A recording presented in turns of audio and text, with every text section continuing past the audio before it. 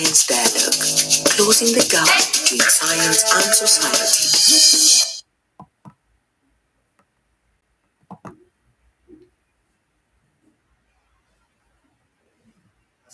Potato, sweet potato, cassava, product, or you're doing that right now, or you'll be doing this later in the day. I know that because potatoes are the third most consumed food in the world after rice and wheat. It's therefore very important for you to know exactly what you put on your plate earlier, what you have on your plate right now, or what you will have on your plate later in the day. Which is exactly why today in studio with me here for the podcast, I have Dr. Ogero, who is a seed system specialist and virologist, and who also works as an associate scientist at the International Potato Center. He's interested in developing sustainable seed systems for roots, tubers, and banana crops. And he wears so many hats, which are as colorful as the hat he's wearing today here with me in studio, because he's a science communication specialist. He's involved in policy outreach. He's been a program assistant. He's been a lecturer. Of course, he was a student once. He's going to be telling us a lot about this. Came straight from Tanzania, and pleasure having you in studio today. Pleasure. I don't know if the Swahili that probably I would employ here is the Swahili you're used to the other side. Lakini hujambo. Sijambo. How do they say good morning? Sabalheri. Or masalheri. I think masalheri, but hujambo is fine. Hujambo is okay. Hujambo is okay, but ingekuwa unamsalimia mtu mkubwa ungesema shikamoo. Shikamoo. Sema marhaba na kuambia hujambo. Yeah. So I'm saying shikamoo now because you are the boss here. I want us to discuss this, and we'll be getting the conversation. And a lot that you do at the International Potato Center, specifically, like we've had this discussion before, with a certain interest on a certain crop. Tell us exactly, what crop is this? What do you do at the International Potato Center? My work is mostly focusing on building sustainable seed systems. For most of it has been on sweet potato, but now we are working with our other partners to look at other vegetatively propagated crops like cassava, banana. I happen to be part of the leadership of a big project called the Program for Seed System Innovations for Vegetatively Propagated Crops in Africa, PROSIVA. And there we are trying to look at how we can come up with innovations across the seed systems. And the seed system we are talking about, from the time we get a new product, a new variety, the system you put in place to produce basic seed, certified seed, that will eventually go to the farm. So we are looking at what are the challenges or bottlenecks, technology-wise, marketing-wise, and in terms of institutions where now policies come in. Yeah. So the idea is because these crops are kind of neglected by the big multinationals that work on maize and other cereal crops. So their seed systems are very unique. So that way you find that the main actors are either the National Agricultural Research Institutes and some farmers who've been trained and given some skills on how they can produce quality seed. Yeah. So training different actors. You start from the national programs. You go down to the farmers, where we call they are now seed producers. You also work with the farmer associations, so that you can have across the chain. You have qualified people who can produce quality seed. Yes, I'm interested because you speak about vegetatively propagated crops being neglected by the big, people that are speaking about what we think are the big crops locally. Why is it so? We don't hear the discussions on sweet potatoes as much. Why is it so? First of all, when it comes to neglect in the seed system, the key is actually vegetative. Yeah. Okay. The fact that they are vegetative, it means that it's easier for farmers to recycle from one season to another. And so if farmers are able to recycle, it means when a farmer gets seed this season, they are not likely to go back and purchase new seed. So because of that, these big multinationals, they don't see a business case in it. Yeah, so they tend to shy away from it. But the other thing also is that by being vegetative, you are talking about, you know, you know, um, stems or vines that are, fresh. Yeah. So in terms of storage, also it's a challenge. Whereas you can, go and buy maize seed and maybe you just store it somewhere. For these crops, is that the moment you get, if it's, potato, the moment you get your tubers, you need to plant. The moment you get your sweet potato vines, you need to plant. So that storage is also an issue. Yeah.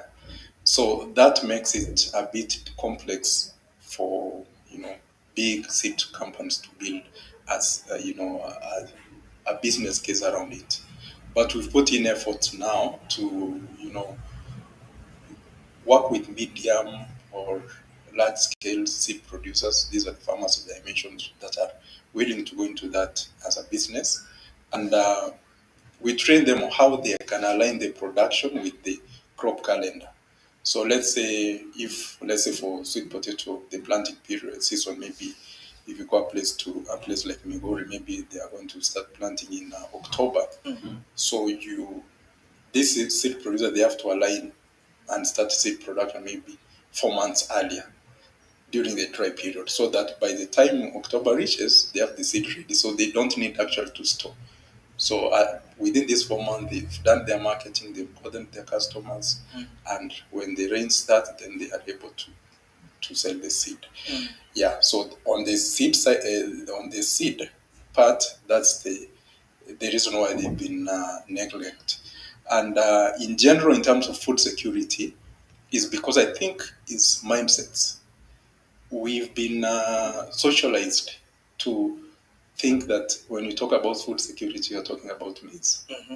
We don't take into consideration the role played by potato, sweet potato, cassava, banana.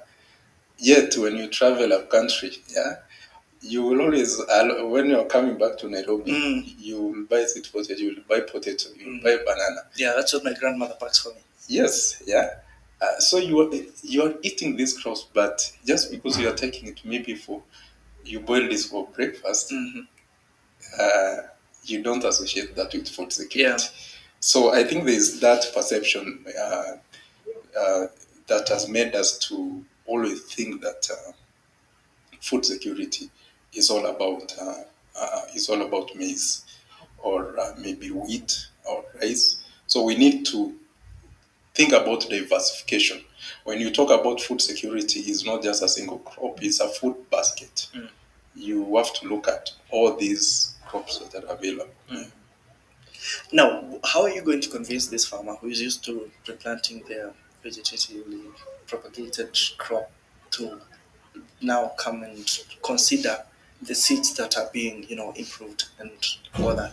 Yeah, so a part of what we include in our work as a value proposition is what we call yield benefit demonstration. Basically, you have simple demonstration trials where you have quality seed planted alongside seed that has been recycled there. And then you are doing it with farmers. It's a participatory process. So you plant with them. During the management, you're with them. They are looking at how everything is progressing. At harvest, you harvest with them. Now, seeing is believing. Yeah. They themselves they will witness that actually from this quality seed that has gone through kind of a formal system is yielding more than what was recycled. And the way you do it is that you are using the same variety. So you are not really comparing different varieties, but it's the same variety, but the quality of seed is different. So that's one thing we always recommend to seed producers to include as part of their marketing. And some of the research that we've done, for instance, some recent data from Uganda for sweet potato, they were able to realize 65% on average higher than the recycled seed. That's quite high, yeah.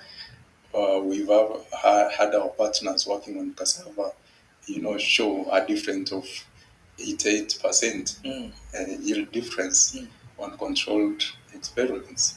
In Nigeria recently, they were working on cassava, and some varieties were 108% yield difference. Yeah, so you have to show, you have to work with the farmers and show them that, okay, this is what you get from quality seed, and this is what you get when you recycle your seed. Yeah.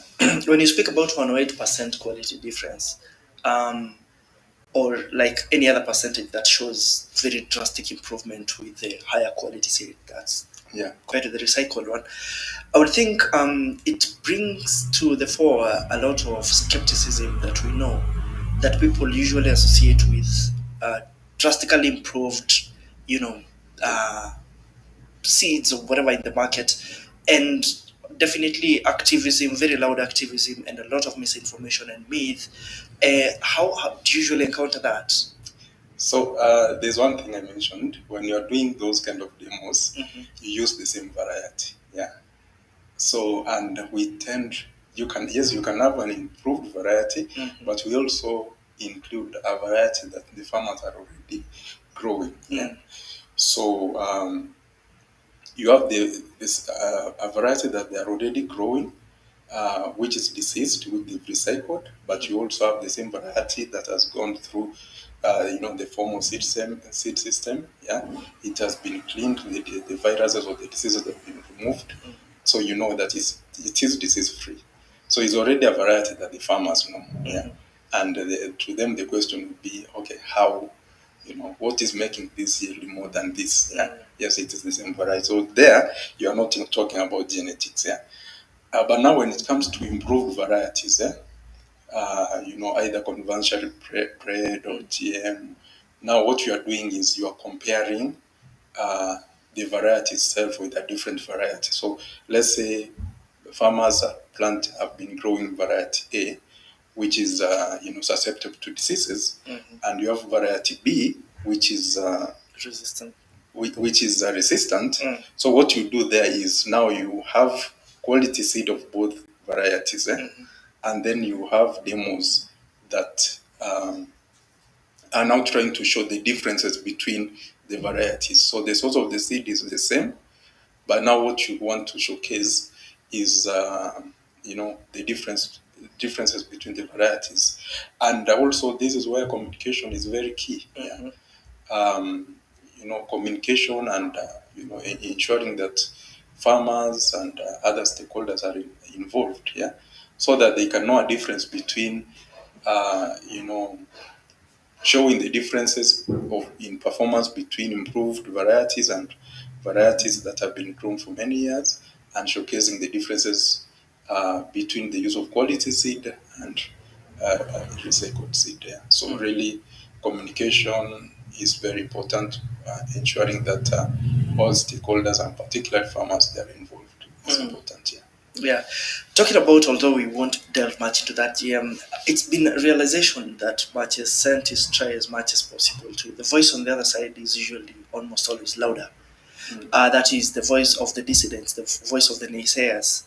Yeah. And a lot of the times it comes without tangible evidence that should be convincing the consumer of the dangers that are being posed here. Yeah. Because you're a communication specialist, you come wearing yet another hat now on top of you being a scientist. How easy I hear what you say, you bring in the farmers and they are part of the process. I think that's a very good thing to do. But ultimately, it's you definitely have the improved versions of the seed that will rouse a lot of doubt. Exactly how do you deal with that? I think it's a little complex. It's more complex than just having the pharmacy. I think human minds, is like we've been tuned to believe more, propaganda or emotions. Yeah, and this is also what politicians capitalize on. It's on our emotions. And what the other people do, those who are against technology, what they do is they package their messages in a way that they are going to arouse your emotions. That's why you get messages that if you eat this, it's going to make you impotent. is you eat this, it's going to, cause cancer. So these are very emotive, topics in our community. Yeah. I remember in Tanzania, or in the city where I'm based in Mwanza, they have this big billboard, electronic billboard, where you can put adverts. And several times I've seen adverts actually specifically uh, against GMOs. Yeah. And the messages that they put there is in Swahili that this one is going to, if you, these crops, they are going to cause cancer. Oh. These crops, they are going to make men gay. Yes. These crops are going to. I've never heard that one. Yeah, you see, this is a billboard that every person in the street who doesn't have a background in the science is reading. Yeah. And they are going to believe it. Yeah. So it's because they try to kind of manipulate our minds towards the areas that they know are very sensitive to us as a society. But the other thing also, the reason why they try to make sure that farmers don't get to see the products is because nothing can beat evidence. If a farmer can, whether it's seed or variety comparisons, if a farmer can see good results from variety A or from a seed coming from a certain source, they will always go for that. They will always request for that. So to ensure that if farmers don't come to that realization, that's why you'll find that people actually don't want even this to reach the farmers, because they know their game will end the moment the farmers see themselves. Yeah. And because this is a campaign that not only is in Tanzania, it's like something that you want to do for like the whole continent. We're looking at smallholder farmers all across, and especially those who are dealing with the crops that you are interested in. Yeah.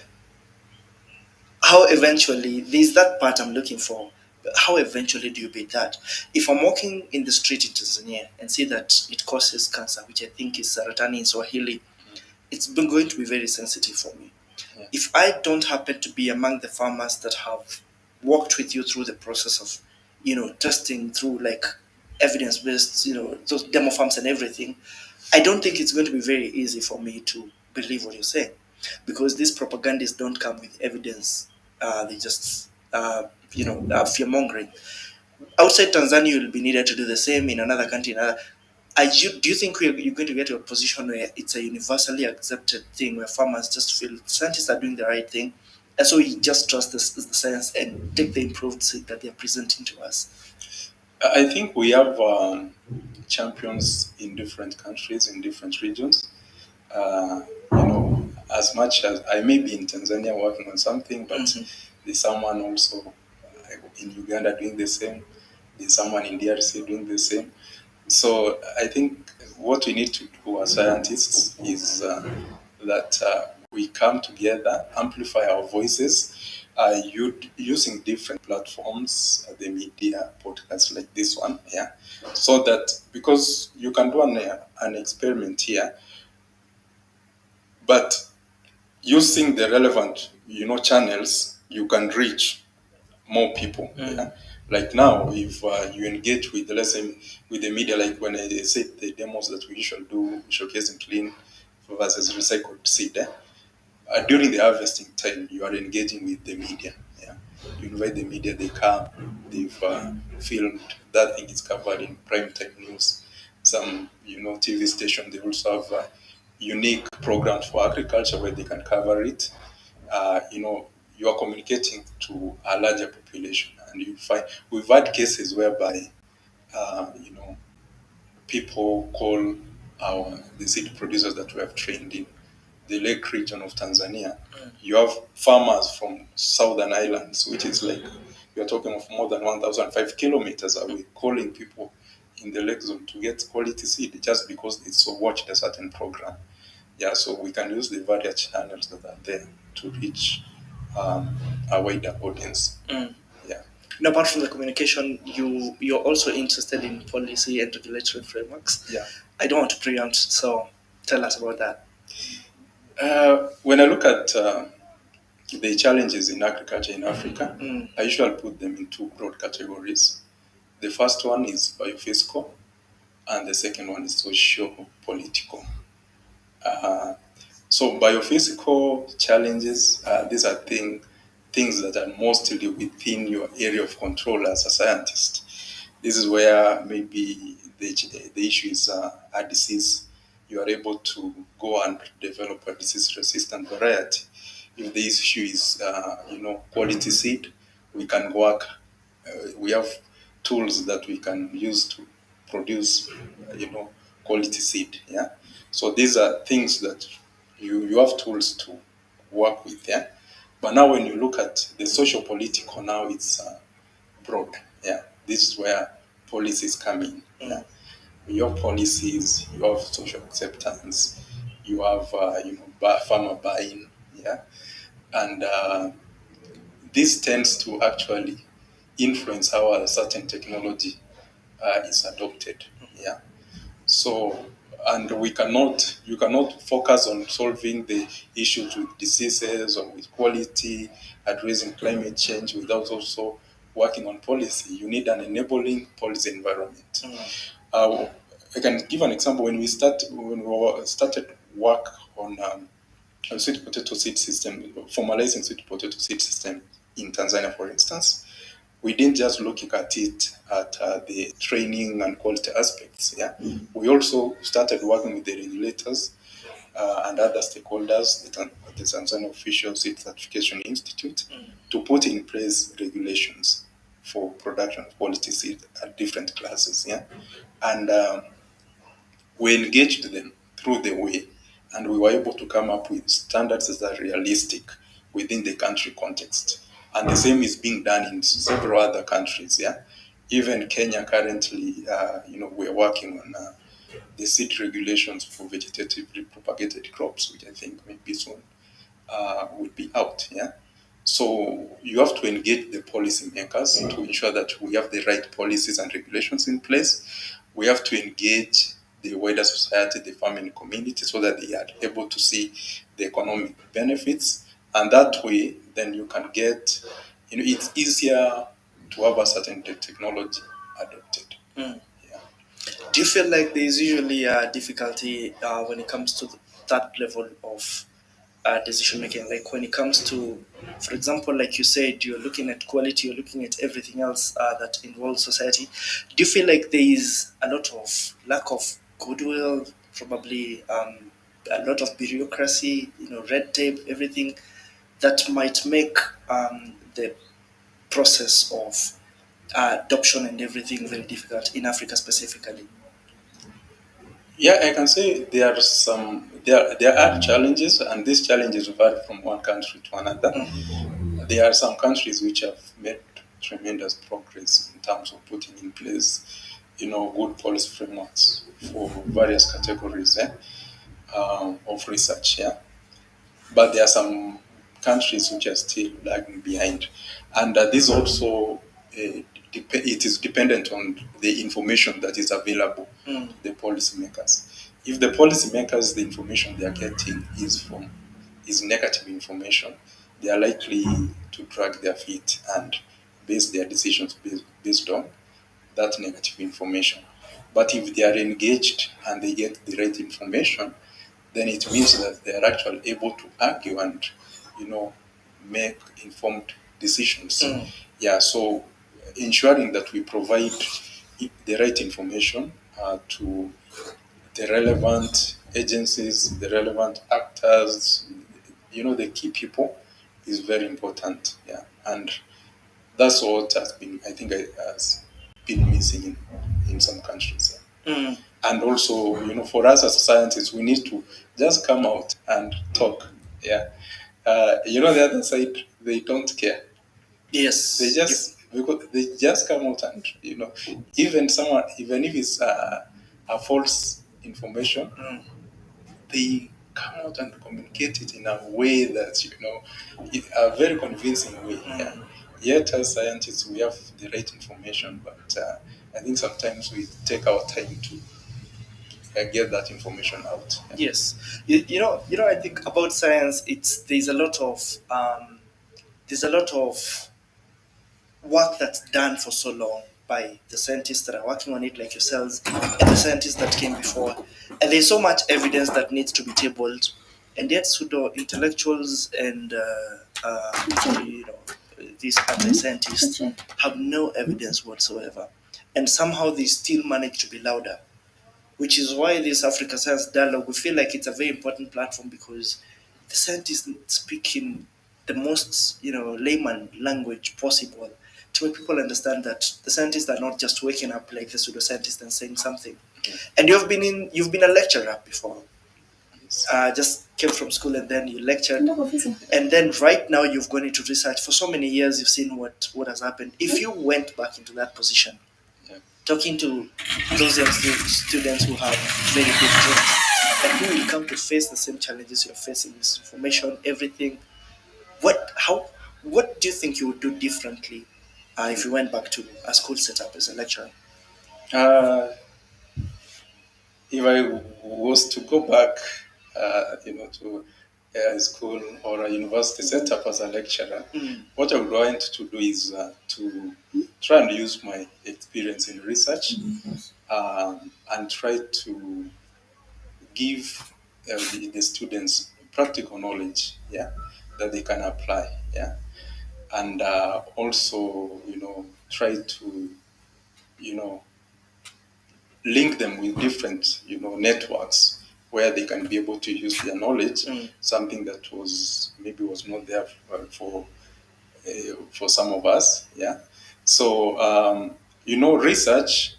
Actually, the university is kind of a research institution, and that's why we go wrong in sub-Saharan Africa. Yeah, we just look at the university as maybe academic institution. Yeah, but it's a research institution. Yeah, the lecturers, the professors in the universities, some of them we are collaborating with currently, they are actually also doing research. So it's kind of take it from just knowledge, textbook knowledge, but also ensure that the students are able to apply this practically. I can give you an example. I just got a request from the high school students in the US to mentor them in working on a science project. When they sent me a background of what they are doing, I just laughed. Why? The reason why I laughed is because this student in high school, she was trying to do some work on tissue culture for sweet potato last year, and it failed. So she wanted assistance on how she can do it well.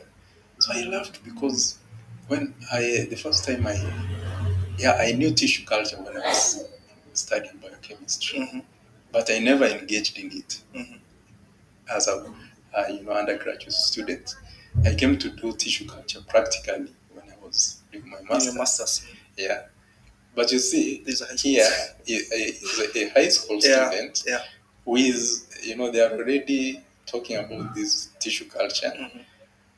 When they are in high school, something maybe students studying agriculture in Kenya are not, some of them don't even know, or just they hear about it, but they don't know the details about it. Yeah.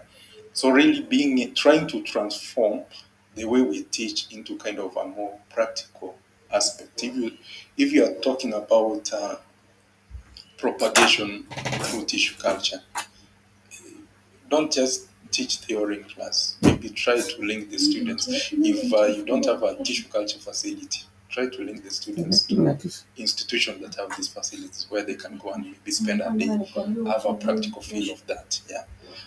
But the other thing also, just the other thing I would like to kind of do differently is trying to invoke that system-wide thinking. Yeah. Yes, you're a student, you are doing agriculture, but it's not all about agriculture. There are so many other aspects. You can do a BSc in agriculture or a BSc in crop protection, but there are so many other disciplines that you need.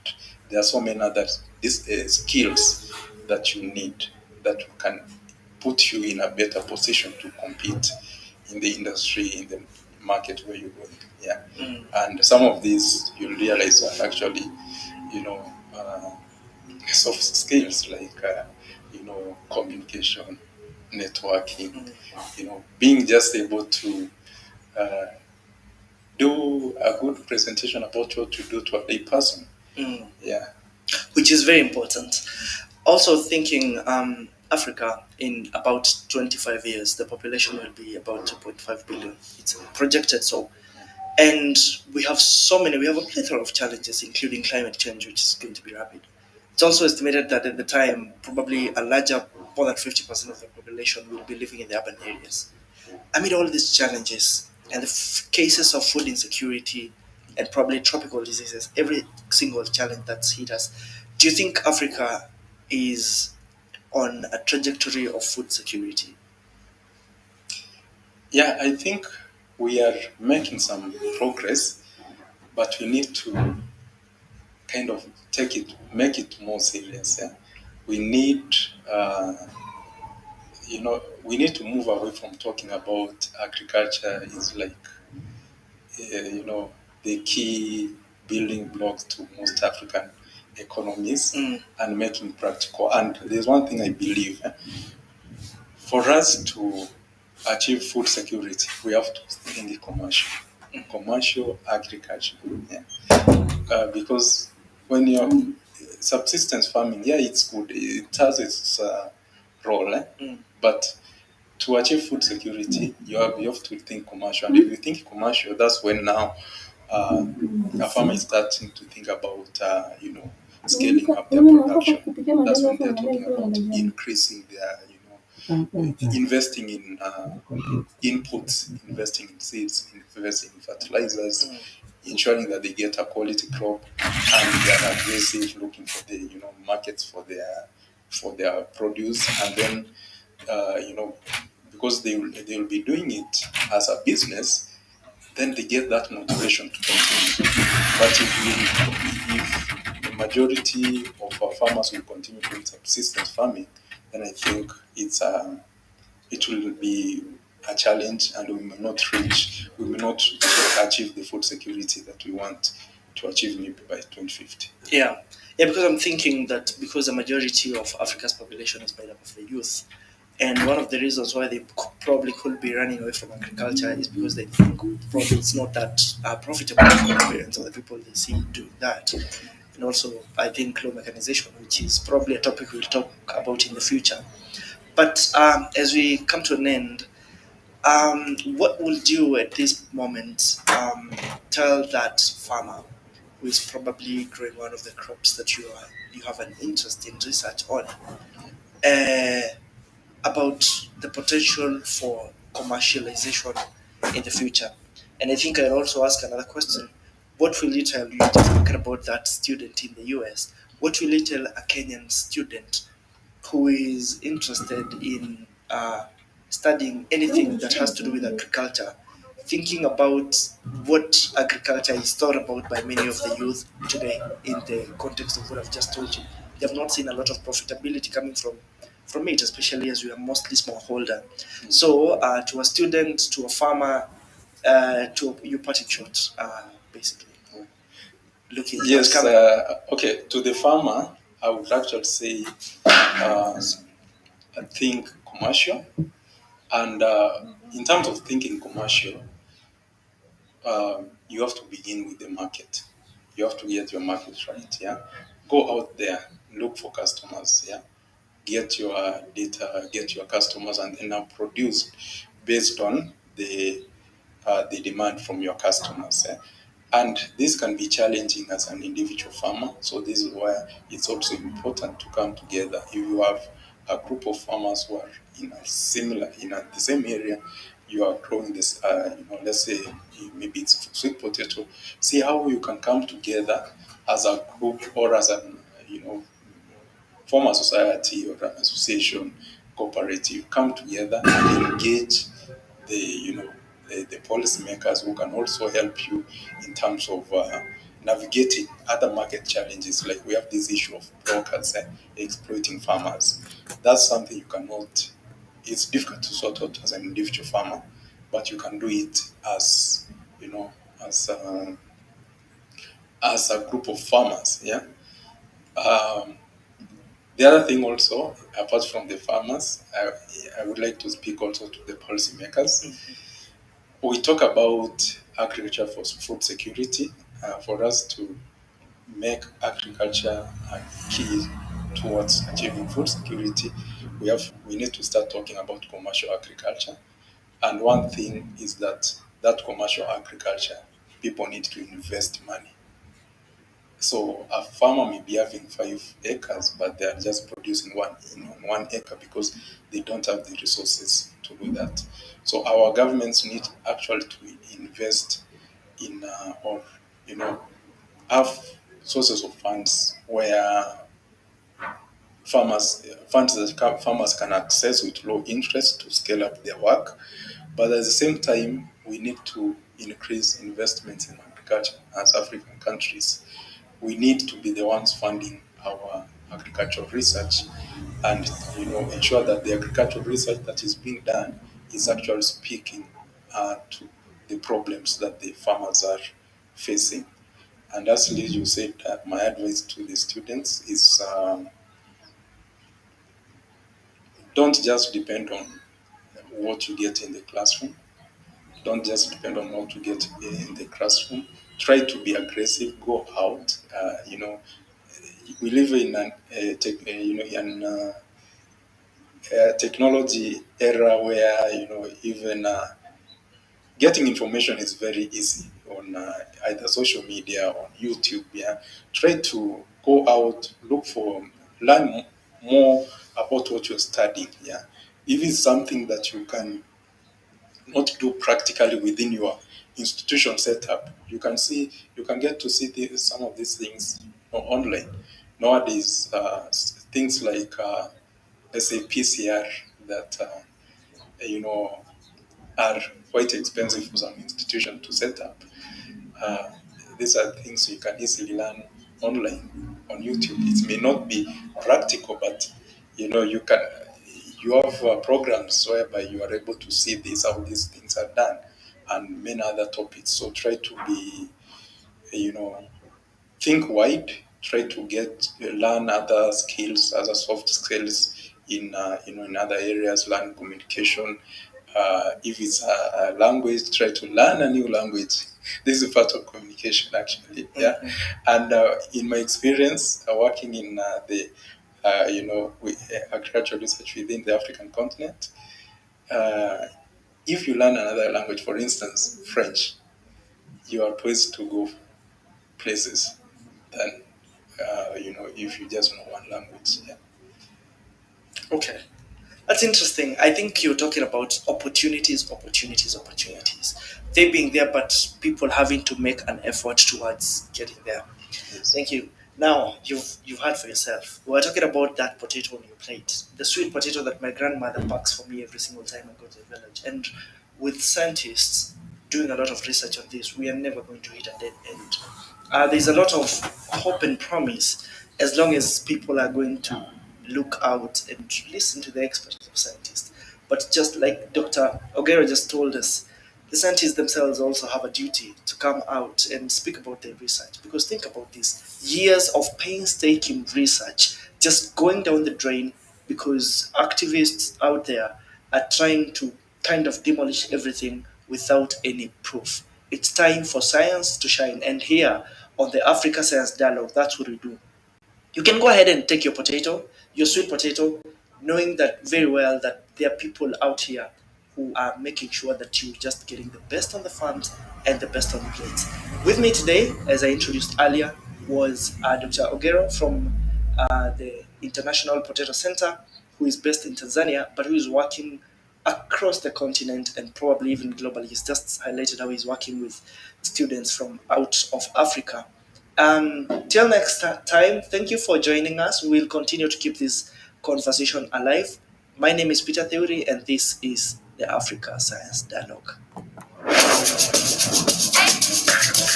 Africa Science Dialogue, closing the gap